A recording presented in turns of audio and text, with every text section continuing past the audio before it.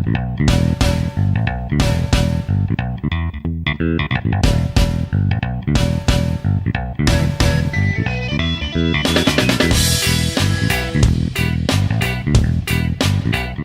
boys and girls. Welcome to week 7 of the 2017 college football season and week 7 of the Carla and Crappy Show. Hi, Carla.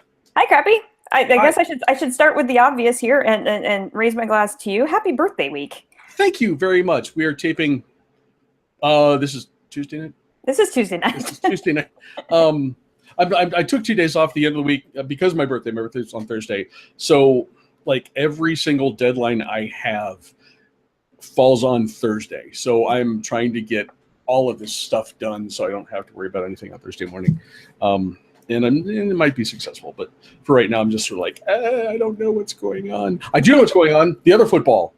Carla, we're not going to the World Cup. Yeah, we just found that out as we were getting ready to start. As soon as we got ready to hit record on this show, my husband's yelling, "We're not going to the World Cup." What? How did that happen? Upset lost to not unbeaten, winless Trinidad and Tobago, beat the men's national team and knocked us out of the World Cup. And that's a not a good football note to start a football show with, regardless of what football you're talking about. Exactly. Yeah. No. Here's hoping that like the rest of the week plays out a little bit better.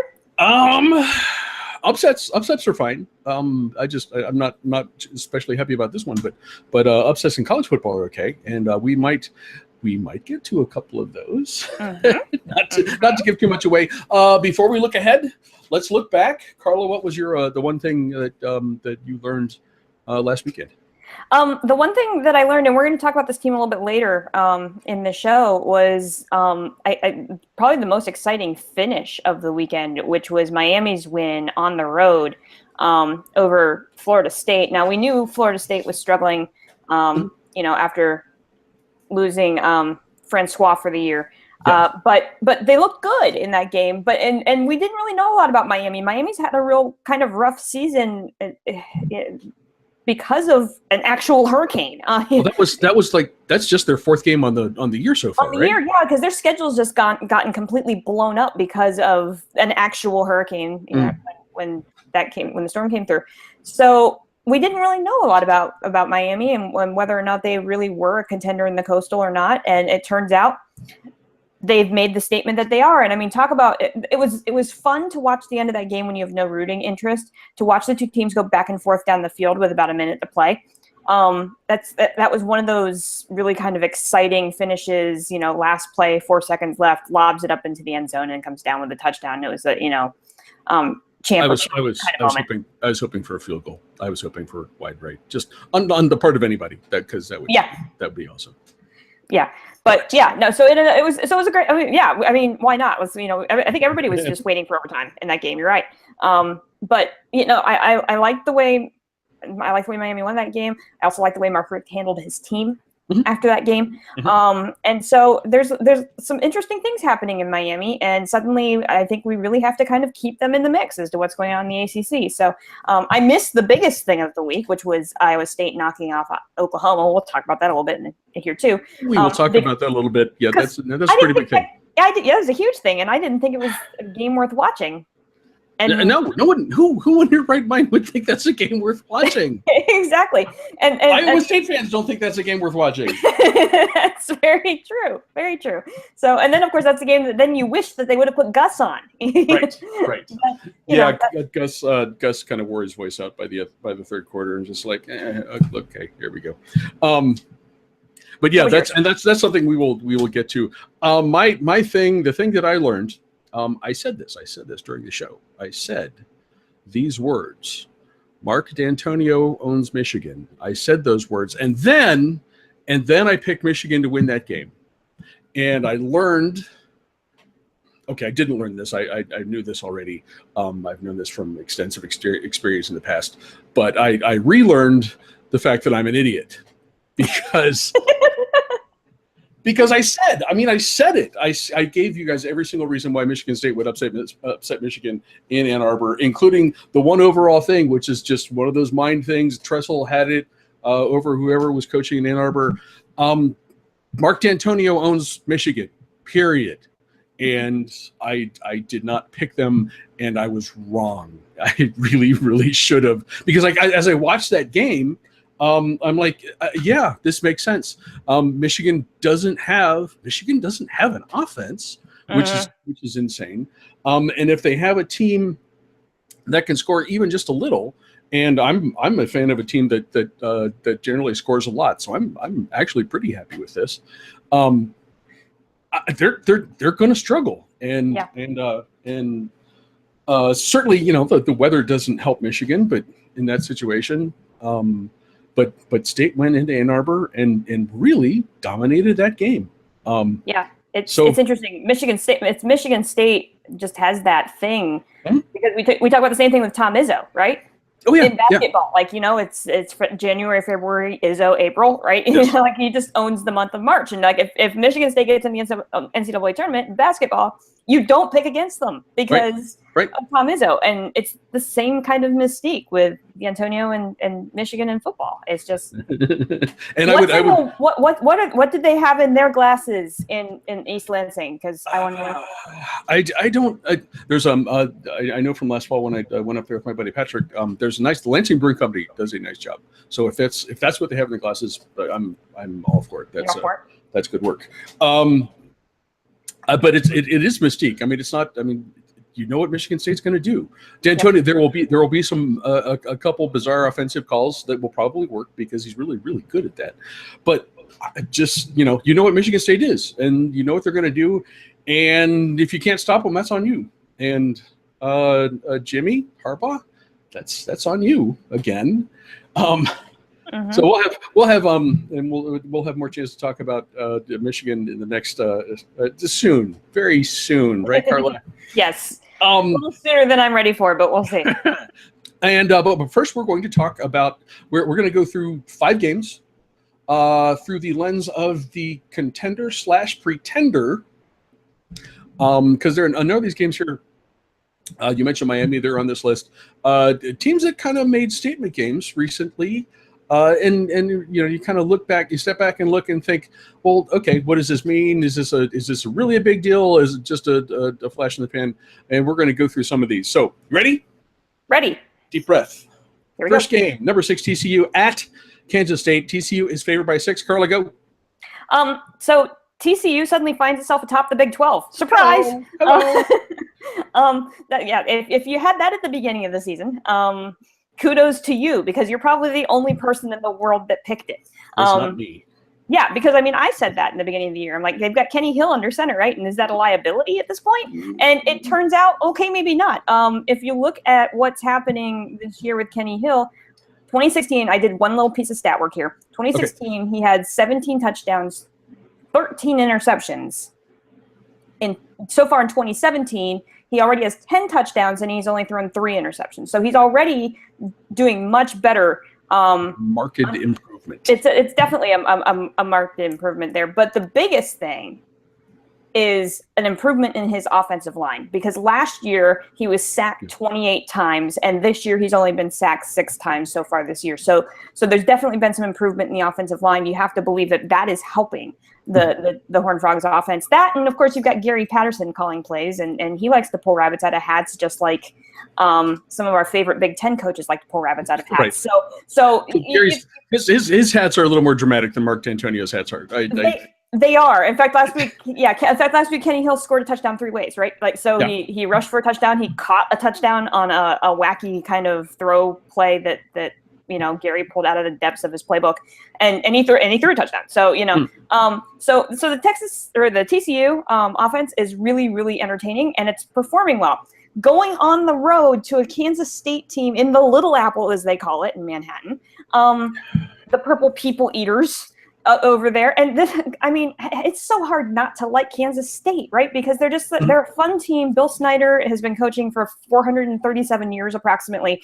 And the nicest guy on the face of the planet, right? Like last year, he sent a thank you note or a congratulations note, handwritten note, like Bill Snyder likes to do, to Kenny Hill after TCU beat his Wildcats. And so there's already kind of a rapport between these two teams. And this is a Kansas State team that you can't really joke about because they took Texas to double overtime last week. Yes. I mean, the head scratcher is the loss to Vanderbilt, now that Vanderbilt seems to be floundering here in Nashville. So that's a bit of a head scratcher, but it was an early road game on the year. Weird things happen. I get it. But this is a Kansas State team that loves nothing more than to wreak havoc in the Big 12. TCU really, really, really needs to be careful in this game. And we are going to find out if TCU is actually going to be a contender in the Big 12.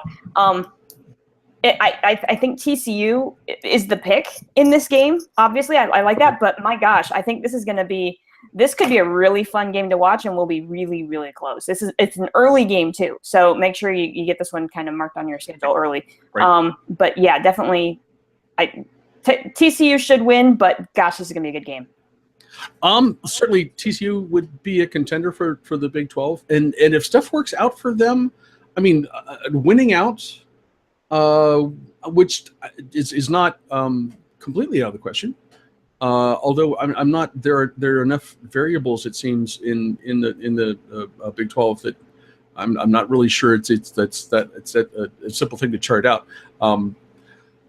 Boy, though, I struggle with this one because I know what Kansas State can do. I know what Bill Snyder can do. This is the fact that it's a game in Manhattan. I'm gonna stick with TCU here. And you watch them, and there's still games at Oklahoma, and I'm not sure how big a deal that is. There are still games at Texas Tech, which will be like 80 to 75 when that game take the over is done. Yeah, I think you're going to take the over. So there's stuff down the road there, but for this week, gingerly, I will stick with the Horny Toads. Game number 2, number 10 Auburn at LSU. Auburn is favored by 7. Carla. Yeah. Is that all I can say about that game? Is kind of like, yeah. So the first question is, which LSU team shows up? The team that went to the swamp and beat Florida 17-16 on a dinger missed field goal or missed extra point by the Gators, or the team that got manhandled by Troy. Really, we don't know who LSU is at this point. We don't know which team is going to show up. That plays a significant role in this game. Auburn, I keep picking against them. They keep winning.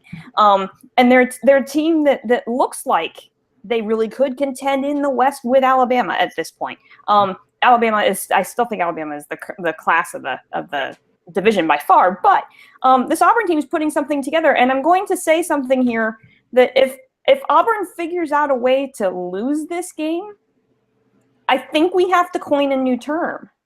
Auburning? Auburning. Yes. This is a game that Auburn has to win, and has to win convincingly. But at the same time, if you look at the line on this game, the line is only 7. Yep. Which is the head scratcher, right? Auburn defense hasn't allowed more than 14 points per game this year. That shouldn't be a problem against an LSU offense that can't really figure out what the heck it's doing, because even against Florida last week, they still only scored 17 points. This one's a head scratcher. This is one that if I'm an Auburn fan, I'm sitting on my hands a little bit here, feeling a little bit antsy. Auburn needs to win this game convincingly. Will they? We will find out if Auburn wins this game convincingly, if they're really ready to be, the number 2 team and go against Alabama in the West. But yeah, Auburn's the pick. But nervously. Okay. If Auburn fans are feeling nervous about this game, here's why: you're going to lose.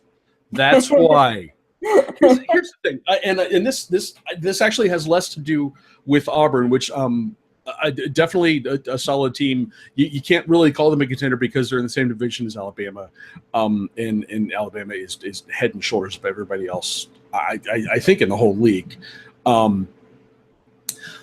LSU's problems. LSU's problems aren't. They're sort of systemic. They're not stuff. It's stuff that can be fixed, I think, and it's stuff that can be fixed in the course of the season. You have a new head coach. You have a new system. Maybe you're getting used to the way Eddie O does stuff versus the way Miles did stuff. And that's I bet that's a pretty big culture change. You think? It's not personnel. I mean, we're talking about the Louisiana State, and they are not. Even in an off year, they're not going to have a steep drop off in the athletes they have there. And my hunch is, even though a win over Florida this year is not perhaps as big a deal as it might have been in the past, it's still a thing, and it feels like this team kind of turned something around. This is a total gut pick, okay? But it really felt like LSU had problems that can change, can be addressed, and can be fixed over the course of the season. And I think if they have their feet back under them, it's a tall order, no question, because Auburn's a legit good team. But at home, I think they can win this game, and that's where I'm gonna go. It's I mean, if LSU is able to step up and play the way that we thought they were able to play, and the way that I keep picking them to play this year, right? Because I've decided that that Mississippi State's win over LSU was the reason why I keep picking Mississippi State to win, and because we thought that LSU was going to be an actual contender this year in the West. We thought they were going to be right in the mix, and now that the head scratchers at the beginning of the year. No, Auburn can't overlook this game. They can't just say, "Oh, it's just LSU." I mean, there's no such thing in the SEC as saying, "Oh, it's just," other than maybe Kentucky or Vanderbilt. But it's you can't overlook this game going into Death Valley like that. No, the only thing that would make me pick LSU like you are is if this game was at night. Yeah. If this game was at night, I'd be 100% with you and say LSU is going to win this game.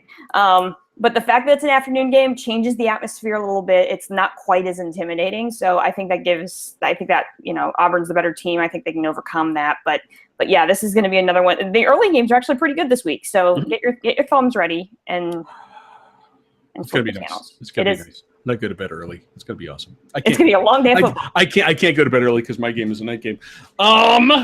Next up is Georgia Tech at number 11 Miami. The Hurricanes are favored by 5.5. Carla, what do you think? Well, I already talked a lot about Miami, right? This is a team that thinks that now it can stake a claim into the ACC Coastal. We will find out this week against a Georgia Tech team that likes to give defenses fits because of that lovely triple option that they like to run. The damn triple option. Yeah, it's caused problems for some of the best teams in the ACC or and otherwise. It took Tennessee just barely eke that game out, and that's an SEC team, right? Going up against that triple option, it does weird things. But the other thing that goes with that Georgia Tech triple option is they've got a pretty decent defense behind them. They're only allowing about 260 yards per game. That's nothing to be squabbled at when you're playing a Miami team that puts up points. The other thing that Georgia Tech did last week in their win over North Carolina, or 2 weeks ago against North Carolina, they dominated the time of possession. They played keep away from North Carolina. They held the ball for 38 minutes in that game. That's actually one of the big dangers of playing that offense or any triple offense. They can hold the ball forever. Right, and the easiest way to prevent a team that has a good offense from scoring is to just not give them the football. And that's not a bad strategy against Miami here. And give this to Georgia Tech. They're coming in off of a bye. They've had an extra week to prepare for this Miami offense. Again, if I'm a Hurricanes fan, if I'm a Miami fan of the U,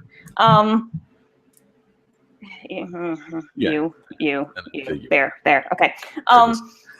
If I'm a fan of Miami, I am nervous about this game, worried about the letdown after the win over the rivalry game, right? So it's a big emotional win in Tallahassee last week over your arch rival in Florida State, coming home to play a really tricky team with a good offense that likes to play keep away with the football. That is a recipe for an upset, and it would not stun me if Georgia Tech goes down and wins this game in Miami. Miami should win this game. Yes. But keep an eye on this one because this one would not shock me, just like most of these games wouldn't shock me if they go the other direction. I'm going to take Miami. They're on paper the better football team. They should be a contender in the Coastal. But man, if this game was in Atlanta, I'd pick Georgia Tech. But the fact that it's on the road, that's going to make me lean Miami. That's my big variable. Miami's a contender for the state championship of Florida. I think they established that pretty firmly. Well, they established that last weekend. I don't know how firmly, and I'm not sure how much the Gators. Do they have to play like South Florida or Central? Do they have to play in the directionals? I don't even know. Because that's actually a legit challenge this year.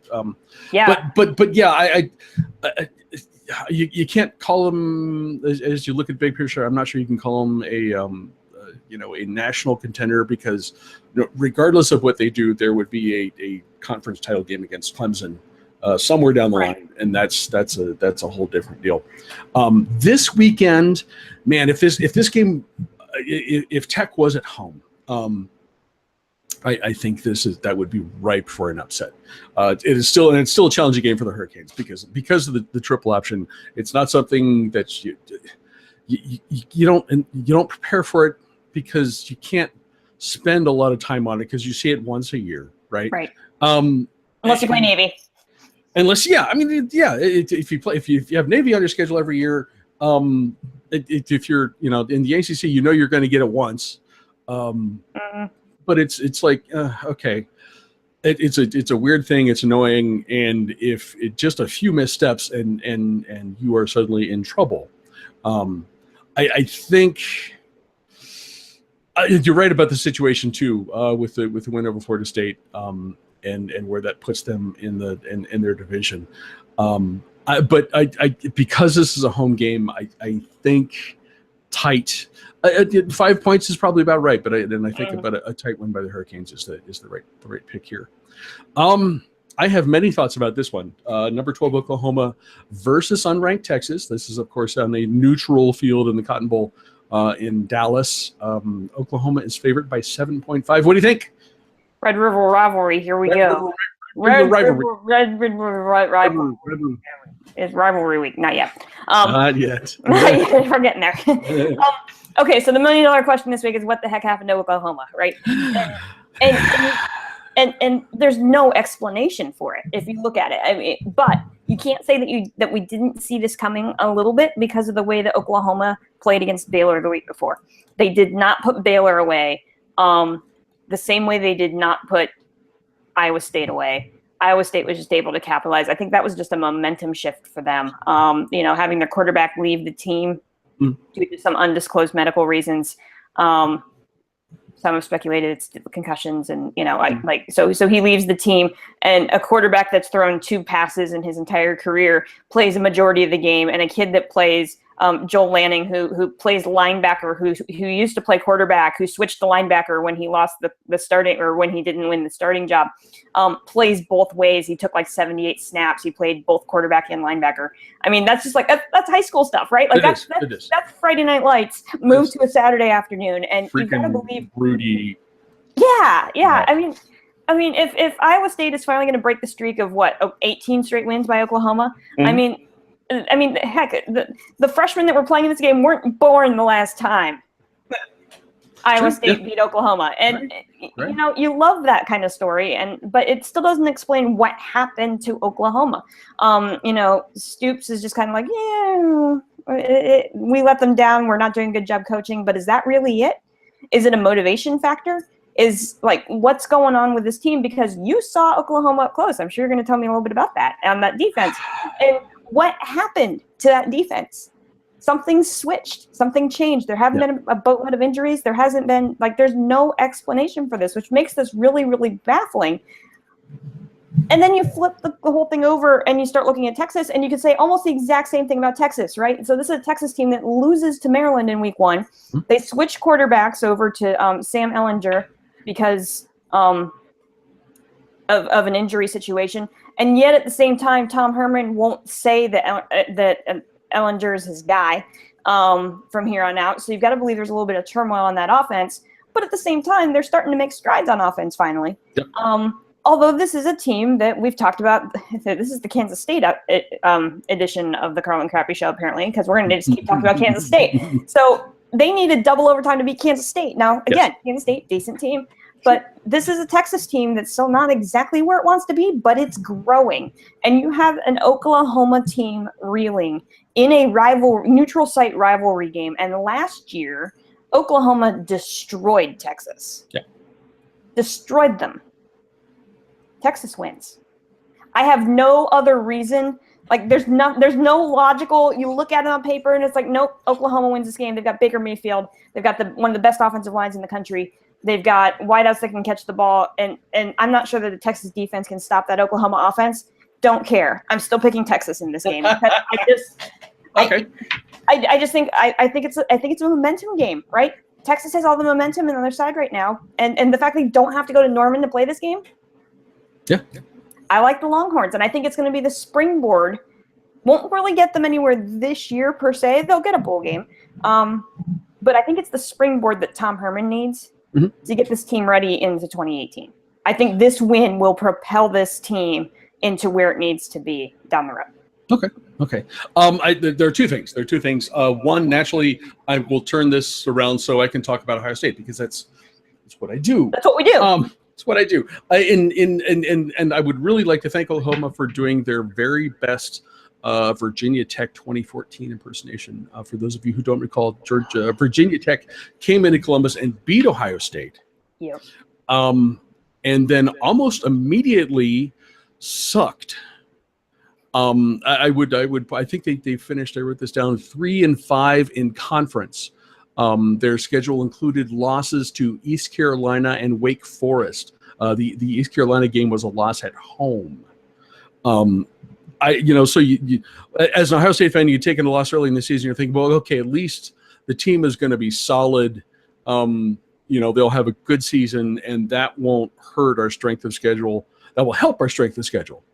And then, Virginia Tech pretty much stinks for the rest of the 2014 season. Although that worked out okay for me in the end. So maybe there's a parallel that's pretty happy. I don't think Oklahoma is as bad as that Tech team turned out to be. But you could make the argument, I guess, outside of Kansas, losing to Iowa State at home is about as bad as it can possibly get in that conference. And it's not just that win with the stuff that you said about Oklahoma and its defense since the game in Columbus, that you've seen the effects of a really young team. You've seen the effects of inexperience, and it is it just feels like a team that's sort of headed in the opposite direction of a team like, say, Texas. Okay, and I think there are parallels here with LSU and the stuff that I said about them, where they are this season. I absolutely do not believe that the Texas Longhorns does not have competitive athletes. That is absolutely not the case. But they have a new head coach, and they have a new system, and they have a culture, and maybe that's something that you can't learn in August, right? Which would certainly go a little bit towards explaining why you lose to Maryland at home in your season opener. But this is a team that has improved. Their other loss was a legit one, but I think they continue to get better. And in this game, in part, I think Oklahoma was definitely motivated when they came to Columbus because of what Ohio State did to them in Norman a season ago. I think there are a whole bunch of players in Austin who are going to remember what they felt like after Oklahoma waxed them last season. So this will not be a statement game for Oklahoma. This will be a statement game for Texas, and I'm going the same way as you. I'm absolutely picking the Longhorns in this one. Our final game, Utah at number 13, Southern California. USC is favored. This is our biggest spread of the week. USC is favored by 13. What do you think? So this is a USC team that has provided a lot of drama for us out on the West Coast so far in the early season, and been really, really fun to watch. And this is another one of those games that, they're playing at home against a Utah team that Utah's got some big dudes on defense. I mean, they've got some big guys in the trenches. And Stanford found that out last week, but they were able to figure out a way to get that run game going. It took them a while, and the Utah defense did a nice job of bottling up that Stanford offense for a good portion of that game. But eventually they were able to get through, and Stanford wins in Utah. I think we're going to see something kind of similar here. I think this is one of those games that USC needs to be prepared to play the long game. Right, this is a game that's going to take them a while to get their offense set up, I think, just because of the way that Utah plays defense. This isn't going to be necessarily unless, Clay Helton pulls a rabbit out of his hat, which he has been known to do. But I don't think this is a USC scores on the first possession of the game kind of game. I think this is going to take a while for USC to establish their offense against that Utah defense. But once they establish the offense, USC should win this game, especially because it's at home. But this is one that USC cannot get frustrated. And they have a tendency to do that on offense. We've seen that this year a couple of times where they got frustrated in the Wazoo game. A couple of times with the way that the Wazoo defense was playing, and they sputtered and made some uncharacteristic mistakes. Sam Darnold cannot get flustered in this game if things don't go his way early, because they should win this game. They just have to keep looking ahead to the second quarter and the third quarter and just kind of wearing down that defense. But yeah, this is not a Pac-12 After Dark game technically.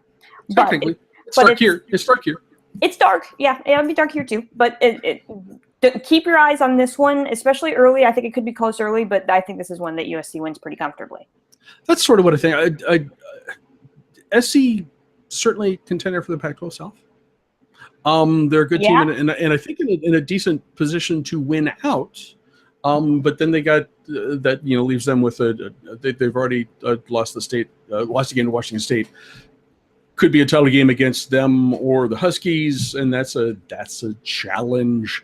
I'm not really sure what to make of Utah's loss to Stanford, because I think Stanford is the most confusing team in the country this year.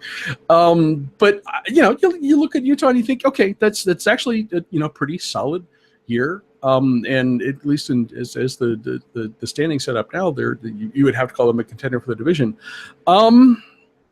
But I think the SC does have an advantage in talent, and like most of the other games, you think about where this is being played, and if it was being played in Utah, it would be really tempting to think about an upset. But because this is in the Coliseum, I'm pretty comfortable in picking Southern Cal in this one. So I think that's what we're gonna do.